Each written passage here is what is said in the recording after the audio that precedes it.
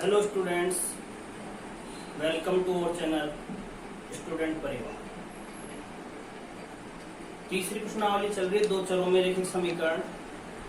उसमें हमने आपको ये बताया था कि दो विधियां चलती है, एक तो ग्राफीय विधि और एक बीजगणितीय विधि। यानी दो चरों वाले रैखिक समीकरणों को हल करने की दो विधियां हैं। ग्राफीय विधि जो हमने 3.1 और 3.2 में पढ़ी, उसके बाद में बीजगणितीय विधियां जिसमें प्रतिस्थापन, विलोपन और वज्रगुणन तीन विधियां चलती है। प्रतिस्थापन में आपको दो टाइप के क्वेश्चन बता दिए गए हैं। पहला टाइप तो जब समीकरण दिया जाता है तो कैसे करना है, एक्स और वाई का मान कैसे निकालना है। और दूसरे टाइप में अगर आपको इबारती वाले प्रश्न दिए हुए हैं, यानी हिंदी में प्रश्न दिया हुआ है, तो आप प्रश्न को ध्यान से पढ़ करके समीकरण बनाते हैं और फिर उसको प्रतिस्थापन विधि से हल करते हैं। अब आपके सामने 3.4 जो है प्रश्नावली, उसमें विलोपन विधि है। दो चरों वाले रैखिक समीकरणों को हल करने की जो बीजगणितीय विधि है उसमें प्रतिस्थापन पहले नंबर पे चलती है, दूसरी स्थान पे चलती है विलोपन विधि। वो हम यहाँ पे आज सीखेंगे। तो विलोपन विधि में क्या करना होगा कि जैसे आपको दो समीकरण दे रखे हैं, x + y = 5, ये फर्स्ट समीकरण हो गया, और 2x - 3y = 4 ये सेकंड समीकरण हो गया। x + y = 5 है, 2x - 3y = 4 है। अब आपको यहाँ पे क्या करना है, जो दोनों समीकरण आपको दिए हुए हैं फर्स्ट और सेकंड, इन दोनों समीकरणों में या तो आप x के पद को बराबर कर लीजिए या फिर y के पद को बराबर कर लो। यानी दोनों में से आपको किसी एक पद को बराबर करना है। जैसे मान लीजिए हम x के पद को बराबर कर रहे हैं, तो देखिए यहाँ पे 2x है, तो इसको बराबर करने के लिए समीकरण फर्स्ट को क्या करना पड़ेगा, 2 से गुणा करना पड़ेगा, ताकि दोनों जगह 2x आ जाए। तो किस तरीके से लिखना है वो देखिए आप। समीकरण फर्स्ट को 2 से तथा समीकरण सेकंड को 1 से, इस तरीके से लिख सकते हैं जिससे कंफ्यूजन नहीं होगा। इस समीकरण फर्स्ट को तो 2 से गुणा करना है, जिससे यहाँ पे 2x आ जाएगा। समीकरण सेकंड को किसी से गुणा नहीं करना, तो हम लिख सकते हैं भाई 1 से गुणा करें, क्योंकि 1 से गुणा करने पर संख्या के मान में परिवर्तन नहीं होता है। तो समीकरण फर्स्ट को 2 से तथा समीकरण सेकंड को 1 से गुणा करके, तो पहले काम क्या करना, आपको गुणा करना है। तो देखिए 2 को x से गुणा किया 2x, फिर 2 को y से गुणा किया 2y, और 5 को 2 से गुणा किया 10। पूरे समीकरण को गुणा करना है, यानी कि x को, y को, अचर पद को, तीनों को 2 से गुणा करना है।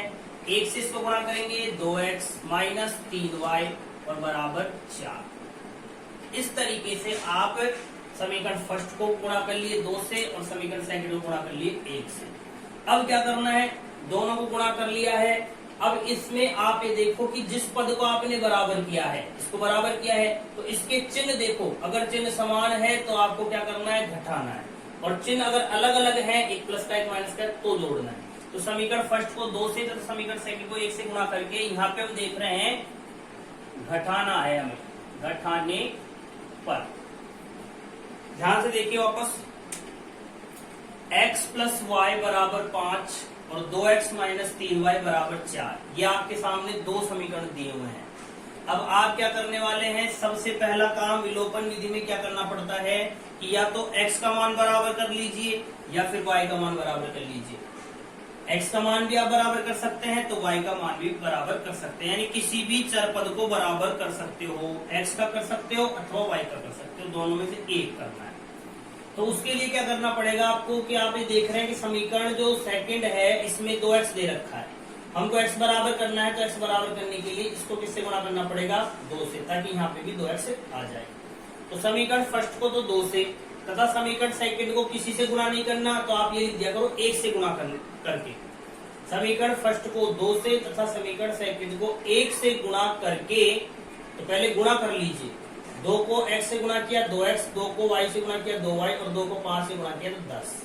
अगर 1 से नीचे वाले समीकरण को गुणा करेंगे तो इस समीकरण पर कोई भी परिवर्तन नहीं होगा, क्योंकि 1 से किसी संख्या गुणा करने पर संख्या के मान में कोई परिवर्तन नहीं होता है। 1 से गुणा कर लिया। अब क्या करना है, दोनों को हमने गुणा कर लिया, लिख लिया ऊपर नीचे।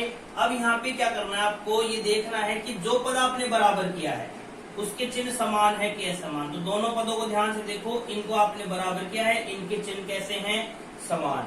समान चिन्ह होने पर तो यहाँ लिखना है घटाने पर, और अगर चिन्ह असमान होते तो फिर यहाँ पे जोड़ देते अपन। लेकिन अब क्या करना है, घटाना है।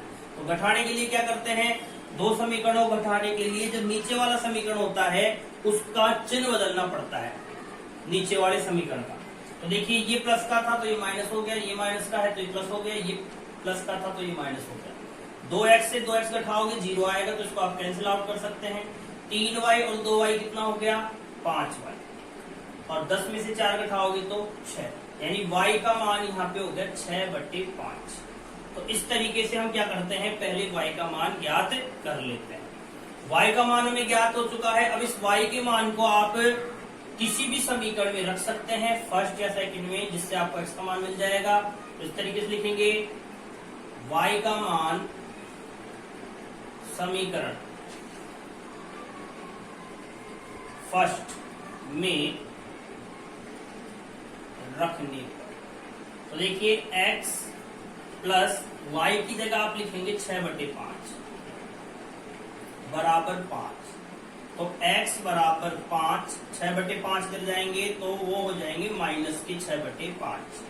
तो x बराबर, इसका ले लो लघुत्तम, लघुत्तम आएगा 5।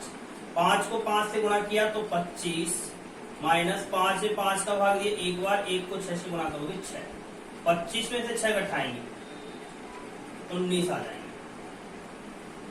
अतः x का जो मान हमने प्राप्त किया वो है 19/5, और तथा y का जो मान प्राप्त किया वो है आपका 6/5। अब आप ये जांच भी कर सकते हैं कि जो हमने उत्तर ज्ञात किए हैं वो सही है अन्यथा गलत है। तो उसके लिए क्या कर सकते हैं, कोई सा भी एक समीकरण ले लिया, जैसे फर्स्ट ले लिया।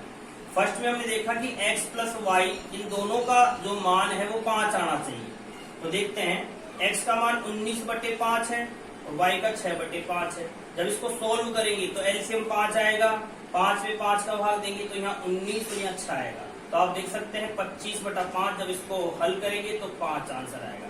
यानी बाएं पक्ष में x और y का मान रखने पर यदि वो दाएं पक्ष के बराबर हो जाता है, LHS में x तथा y की वैल्यू रखने पर अगर वो RHS के बराबर हो जाता है तो आपका बिल्कुल सही है। हमने LHS में जब इनको रख के देखा तो 5 आ रहे हैं कि RHS के बराबर है। इसका मतलब हमारा जो प्रश्न है, हमारे जो आंसर हैं वो बिल्कुल सही आए हैं। इस तरीके से आप जांच भी कर सकते हैं। ये आपकी विलोपन विधि है।